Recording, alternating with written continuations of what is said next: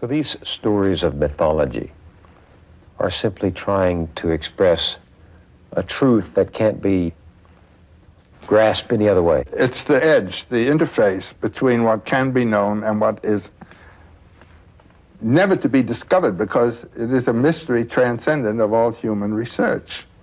The source of life. What is it? No one knows. Why are stories important for getting at that? Well, I think it's important to live life with a knowledge of its mystery and of your own mystery. And it gives life a new zest, a new balance, a new harmony to do this. I mean, therapy and psychological therapy, when people find out what it is that's ticking in them, they get straightened out. And what is it that life is? I find thinking in mythological terms has helped people visibly. You can see it happen. How? What does it do? It erases anxieties. It puts them in accord with the inevitables of their life, and they can see the positive values of what are the negative aspects of what is positive. It's whether you're going to say no to the serpent or yes to the serpent. As easy as that. No to the adventure? Yeah, the adventure of being alive, of living. When I was growing up, tales of King Arthur, tales of the medieval knights, tales of the dragon slayers were very strong in my world. Dragons represent greed, really. The European dragon guards things in his cave, and what he guards are heaps of gold and virgins. And he can't make use of either of them, but he just guards. There's no vitality of experience, either of the value of the gold or of the female whom he's guarding there. Psychologically, the dragon is one's own binding of oneself to one's ego, and you're captured in your own dragon cage. And the problem of the psychiatrist is to break that dragon, open him up, so that you can have a larger field of relationships. Jung had a patient come to him who felt alone, and she drew a picture of herself as caught in the rocks. From the waist down, she was bound in rocks. And this was on a windy shore, and the wind blowing and her hair blowing, and all the gold, which is the sign of the vitality of life, was locked in the rocks. And the next picture that he had her draw had followed something he had said to her. Suddenly, a lightning flash hit the rocks, and the gold came pouring out.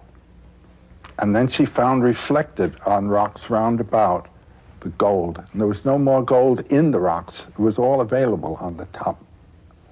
And in the conferences that followed, those patches of gold were identified. They were her friends. She wasn't alone. But she had locked herself in her own little room and life, but she had friends. Do you see what I'm meaning? This is killing the dragon. And you have fears and things. This is the dragon. That's exactly what that's all about. At least the European dragon. Chinese dragon is different. What is it?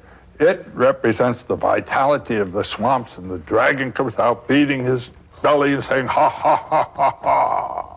You know, that's another kind of dragon. And he's the one that yields the bounty and the waters and all that kind of thing. He's the great, glorious thing. But this is the negative one that cuts down. So what you're saying is if there are not dragons out there, and there may not be... The real dragon is in you. And what is that real dragon? That's your ego holding you in. What's my ego?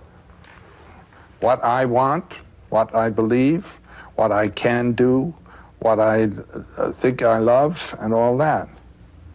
What I regard as the aim of my life and so forth. It might be too small. It might be that which pins you down. And if it's simply that of doing what the environment tells you to do, it certainly is pinning you down. And so the environment is your dragon as it reflects within yourself. How do I slay that dragon in me? What's the journey I have to make, you have to make, each of us has to make? You talk about something called the soul's high adventure. My general formula for my students is follow your bliss. I mean, find where it is and don't be afraid to follow it. Can my bliss be my life, love, or my it life's will be work? your Is life. it my work or my life? Well, if the work that you're doing is the work that you chose to do because you are enjoying it, that's it. But if you think, oh, gee, I couldn't do that, you know, that's your dragon that's locking you in.